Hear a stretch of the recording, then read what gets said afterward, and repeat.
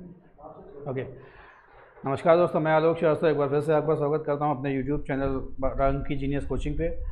और हम लोगों का जो सेशन चल रहा था लास्ट, उसी की कंटिन्यूशन में एक नया टॉपिक है आज जिसको हम लोग डिस्कस करेंगे। And the topic is question tag.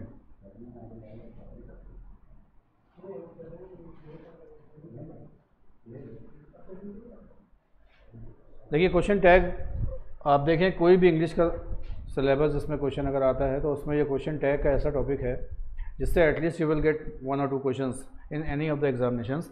और इसी को किसी बुक में आपने देखा होगा टेल क्वेश्चंस के नाम से भी लिखा हुआ है, टेल क्वेश्चन। फाइन। अब देखिए, टैग हो या टेल हो, इसका मतलब क्या हुआ, जस्ट आप इसको ऐसा समझिए कि कभी कभी लोग बात करते हुए स्पोकन इंग्लिश में इसका इस्तेमाल ज़्यादा होता है कि अपनी बात कहना और उसी पर सवाल पूछना, यानी कि पीछे टेल क्वेश्चन का मतलब पूछ होती है, यानी कि पीछे एक सवाल जोड़ दिया जाता है तो उसे टेल क्वेश्चन या टैग क्वेश्चन कहा जाता है। जैसे मान लिया हमने कहा कि समोसा बहुत स्पाइसी है, क्या नहीं है? चाय बहुत गर्म है, क्या नहीं है? तो ये जो क्या नहीं है आपने कहा, यही क्वेश्चन टैग है। यानी कि आपने अपनी एक बात कही और सामने वाले से उसको जस्टिफाई करने के लिए जो आप सवाल करते हैं, हिंदी में कहते हैं पुष्टि करने के लिए, that is called question tag.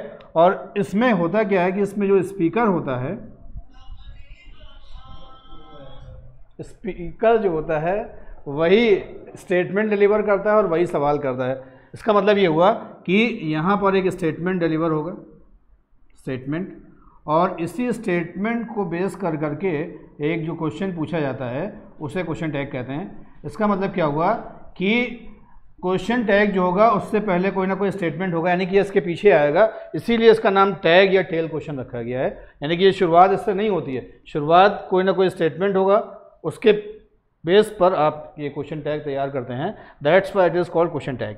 दूसरी बात, इसमें जो स्पीकर होगा वो एक ही व्यक्ति होगा, यानी कि जो स्टेटमेंट डिलीवर करेगा और वही सवाल करेगा, पहली चीज़।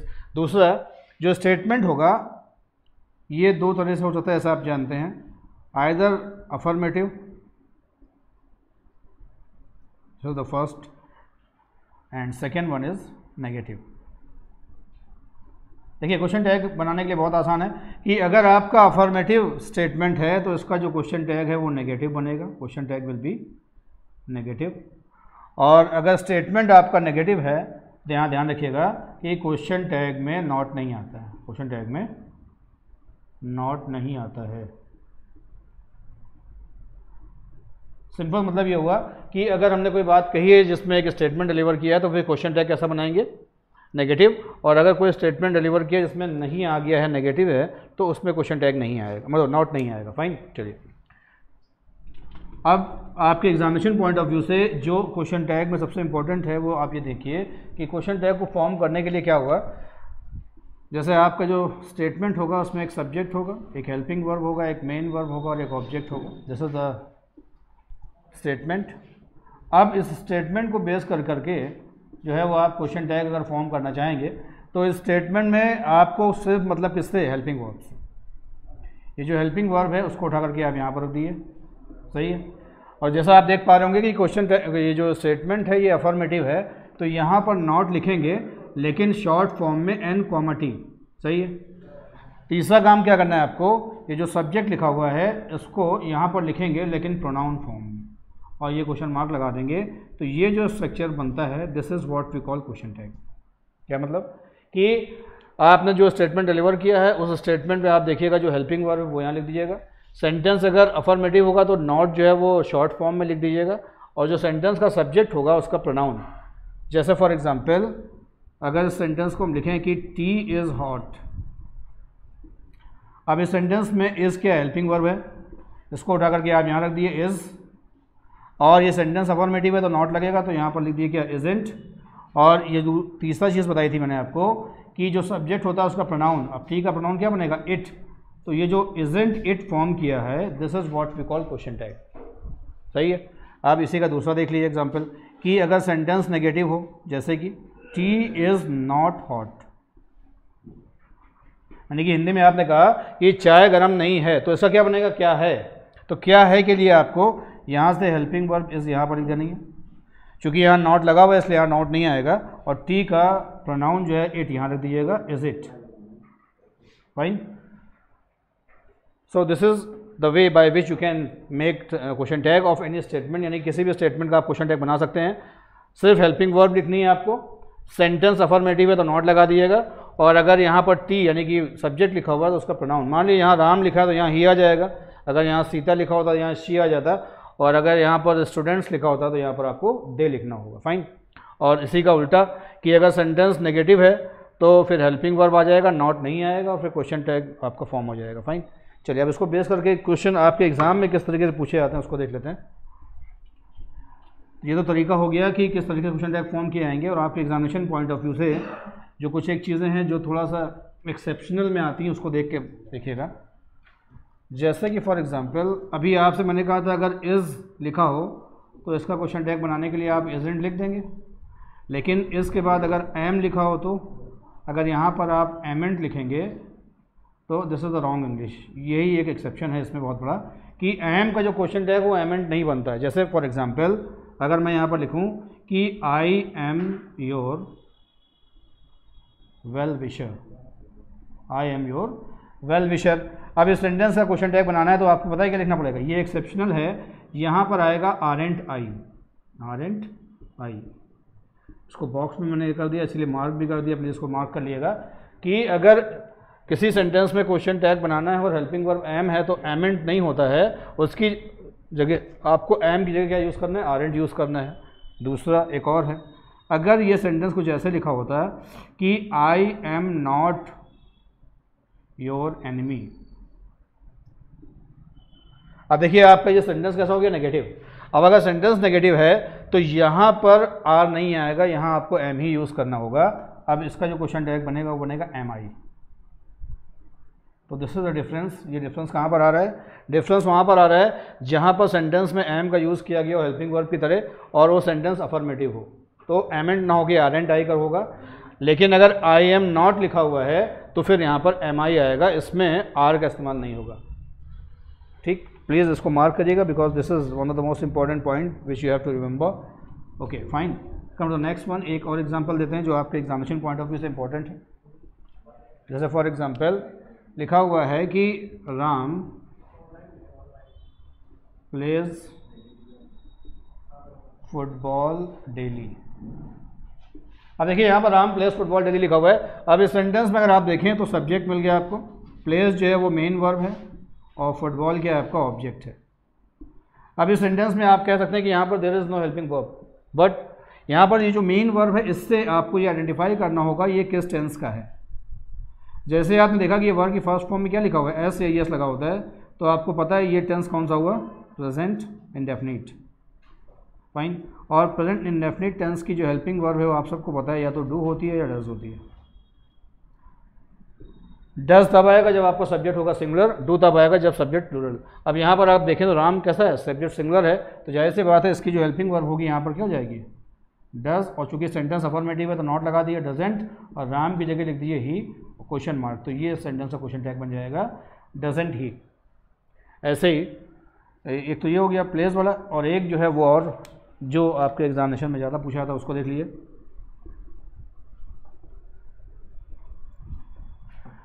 सपोज कर लिए कि सेंटेंस ये लिखा हुआ है आपका कि सीता कुक्ड फूड।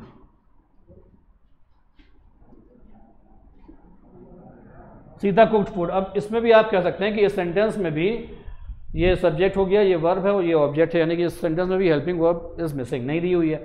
लेकिन यहाँ पर जो वर्ब की ये सेकेंड फॉर्म लिखी हुई है, this is the second form of the verb. ठीक, अब इस सेंटेंस को अगर आप देखें तो second form of the verb जो है वो ये बता रहा है कि ये सेंटेंस का टेंस है पास्ट इंडेफिनिट, और पास्ट इंडेफिनिट टेंस की जो हेल्पिंग वर्ब होती है डिड। सही है, तो यहाँ पर आप क्या लिख देंगे, डिड। और सेंटेंस में चूंकि नॉट नहीं लगाया तो यहाँ नॉट लगा दिए डिडेंट, और सीता की जगह लिख दिए शी, डिडेंट शी। तो ये जो आपका क्वेश्चन टैग जो है फॉर्म हो जाएगा।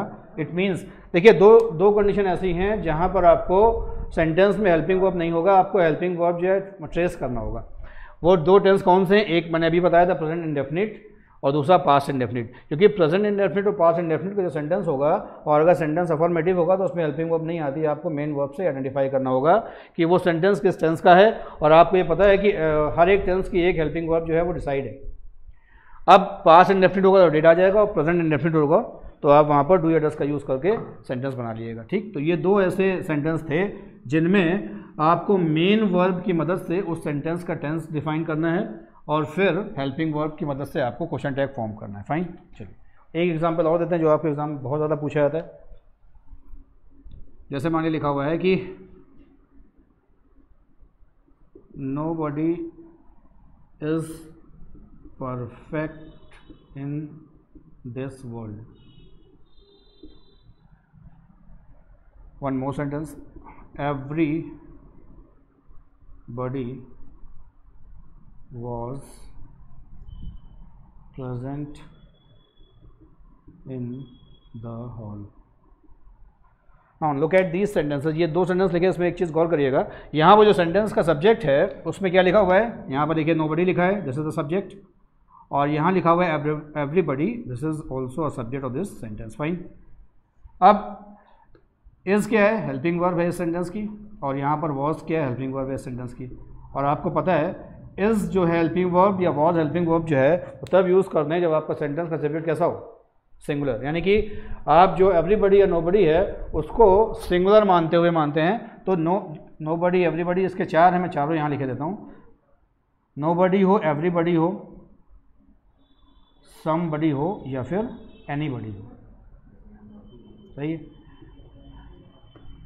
और इनको अगर देखा जाए तो इनको इंग्लिश में जब आप नाउन या प्रोनाउन पढ़ते हैं तब पढ़ाया जाता है, these are called indefinite pronouns, these are called indefinite pronouns. Fine, इनको हम इनडेफिनिट प्रोनाउंस कहते हैं, और जब इनको हम एज अ सब्जेक्ट यूज़ करते हैं तब इन्हें सिंगुलर माना जाता है, तब इन्हें सिंगुलर माना जाता है। दूसरी बात, अब जब इसका आप क्वेश्चन टैग बनाएंगे, और क्वेश्चन टैग बनाएंगे यहाँ पर, सही है, और आपसे यहाँ पर कहा जाएगा कि इसका अगर प्रोनाउन फॉर्म लिखना है तो प्रोनाउन इसका बनता है दे, याद रखिएगा। ये एक ऐसा स्टेटमेंट है या ऐसी कंडीशन है जो आपस में कंट्राडिक्टरी है, मतलब कंट्राडिक्टरी आप समझते होंगे, कंट्ररी, विरोधाभास जिसको आप कहते हैं हिंदी में। मतलब ये कि जब आप नोबडी, एवरीबडी, समबडी, एनीबडी को एज अ सब्जेक्ट यूज़ करते हैं तब इसको सिंगुलर मानते हुए वर्ब सिंगुलर यूज़ करते हैं, लेकिन जब इसका आप क्वेश्चन टैग बनाते हैं तब यहाँ पर प्रोनाउन जो है वो प्लूरल, दे जो है आप सब जानते हैं, दे जो है वो थर्ड पर्सन का प्लूरल प्रोनाउन है। और यहाँ पर nobody is perfect in this world, अगर इसका क्वेश्चन टैग कहा जाए तो देखिए ये जो सेंटेंस है इसमें हेल्पिंग वर्ब क्या है, इज़। अगर आप यहाँ इज़ लिखेंगे और यहाँ दे लिखेंगे तो ये गलत हो जाएगा। क्यों? क्योंकि आपको पता है कि इज़ जो हेल्पिंग वर्ब जो है वो सिंगुलर प्रोनाउन के साथ यूज़ होती है, जबकि दे क्या है, थर्ड पर्सन का प्लूरल प्रोनाउन है। अब क्या करेंगे, अब यहाँ पर चेंज करना पड़ेगा आपको, इस चेंज करना पड़ेगा आर। ठीक, दूसरी बात, अब ये सेंटेंस आप देखिए, nobody is perfect in this world, ये सेंटेंस जो है वो नेगेटिव है, तो सेंटेंस अगर नेगेटिव है तो क्वेश्चन टैग में नॉट नहीं आएगा, तो इसका बन जाएगा क्या, आर दे। सही है। और everybody was present in the hall, इसको आप देखें तो यहाँ पर वॉज लिखा हुआ है, तो वॉज का प्लूरल क्या बनता है, वर, और चूंकि ये सेंटेंस अफर्मेटिव है तो यहाँ नॉट लगा दिए वरेंट, और प्रोनाउन लिख दिए दे। फाइन, तो इस सेंटेंस का जो क्वेश्चन टैग बनेगा क्या बनेगा, वरेंट दे बनेगा। तो याद रखिएगा, एक बार मैं फिर से रिवाइज कर देता हूँ इस पॉइंट को, कि नोबडी, एवरीबडी, समबडी या एनीबडी, जिनको हम इंडेफिनिट प्रोनाउंस कहते हैं, जब इनका यूज़ हम एज अ सब्जेक्ट करते हैं तो इन्हें सिंगुलर मानते हैं, और इसके साथ हेल्पिंग वर्ब सिंगुलर यूज़ होती है। लेकिन जब आप इसका क्या बनाएंगे, क्वेश्चन टैग बनाएंगे, तब इसके लिए आपको प्रोनाउन जो है वो दे यूज़ करना है, और दे चूँकि प्लूरल प्रोनाउन होता है इसलिए हेल्पिंग वर्ब प्लूरल हो जाएगी। तो यहाँ देखिए आर दे लिखा हुआ है, इसका प्लूरल आर हो गया, यहाँ वॉज का हो गया वर, तो ये हो जाएगा वरेंट दे। फाइन, देखिए ये ऐसे पॉइंट्स थे जो आपके एग्जाम में बहुत इंपॉर्टेंट रोल प्ले करेंगे। So you are requested to learn these points.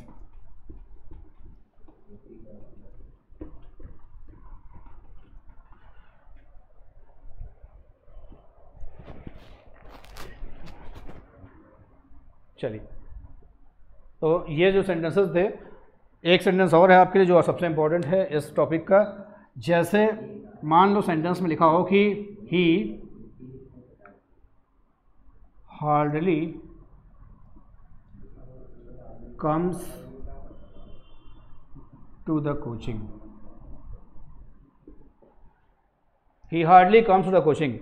अब आपसे कहा कि बताइए ऐसा क्वेश्चन टैग बनाया जाए तो क्या होना चाहिए। अब देखिए कम्स लिखा हुआ है, जाहिर सी बात है ये वर्ब की फर्स्ट फॉर्म में एस यस लिखा हुआ है, इसका मतलब ये टेंस हो गया प्रेजेंट इंडेफिनिट, और इस टेंस की हेल्पिंग वर्ब होगी डू या डज। सब्जेक्ट आपका सिंगुलर हो तो यहाँ पर डज आ जाएगा, इतना तो क्लियर है आपको। तो यहाँ पर अगर लिख दें डज, सही है। बस यहाँ पर एक बात ध्यान रखिएगा, अगर सेंटेंस में हार्डली आ जाए तो ये जो हार्डली वर्ड है it is negative in meaning. क्या काम ने, अगर हार्डली वर्ड का यूज़ किया गया हो वर्ब से पहले तो इसका जो मीनिंग है वो नेगेटिव होता है, और आपको पता है कि अगर सेंटेंस का मीनिंग नेगेटिव या सेंटेंस नेगेटिव होता है तो क्वेश्चन टैग में नॉट नहीं आता, तो इसका क्वेश्चन टैग क्या बनेगा डज, और यहाँ पर नॉट नहीं लगना है, यहाँ पर ही आ जाएगा डज ही। तो इसका क्वेश्चन टैग क्या होगा डज ही होगा। डजंट ही ऑप्शन अगर आप टिक करेंगे तो गलत होगा, क्यों, इस हार्डली की वजह से। ना केवल हार्डली बल्कि इसके जो वर्ड्स मैं यहाँ लिखे देता हूँ, हार्डली, स्कार्सली, रेयरली, बेयरली, सेल्डम।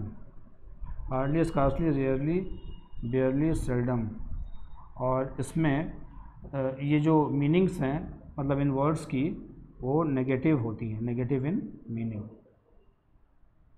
तो इन वर्ड्स का मीनिंग चूँकि नेगेटिव होता है इसलिए जब क्वेश्चन टैग बनाएंगे आप तो क्वेश्चन टैग में नॉट नहीं आता है,